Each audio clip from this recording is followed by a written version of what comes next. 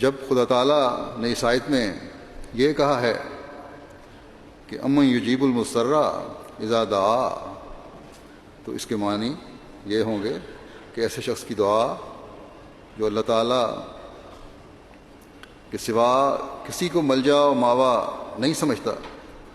اور اللہ تعالیٰ کے سوا کسی کو اپنا منجا قرار نہیں دیتا، اس کسی اور ذریعے سے نجات نہیں مل سکتی، تو پھر وہ ضرور سنی جاتی ہے دعا۔ بس صرف رونے گڑگڑانے کا نام اضطرار نہیں، اور نہ صرف رونا دعا کی قبولیت کی شرط ہے، بلکہ پورا توکل اور آسرا اللہ تعالیٰ کی ذات پر ہونا، اور اس کے لیے اضطراری کیفیت قبولیت کی شرط ہے۔ اللہ تعالیٰ کی رافت اور رحمت کو جوش میں لانا ضروری ہے۔ حدیث میں جو آتا ہے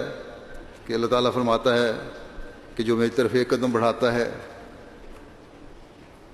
اس کی طرف 2 قدم بڑھاتا ہوں،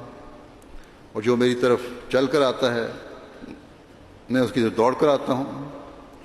تو اس کے لیے وہ کیفیت پیدا کرنے کی ضرورت ہے اور مستقل دعاؤں کی ضرورت ہے، جس سے اللہ تعالیٰ کی رحمت اور رافت کو جوش میں لایا جائے اور وہ ہماری طرف دوڑ کر آئے۔ اگر ہماری یہ حالت ہو جائے گی تو نہ سیاستدان ہمارا کچھ بگاڑ سکتے ہیں، نہ نام نہاد علماء، نہ سرکاری افسران جو ہم پر پاکستان میں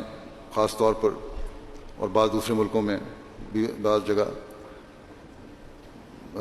مشکلات کھڑی کرتے ہیں یا تنگ کرتے ہیں یا زمین تنگ کرنے کی کوشش ہم پر کر رہے ہیں۔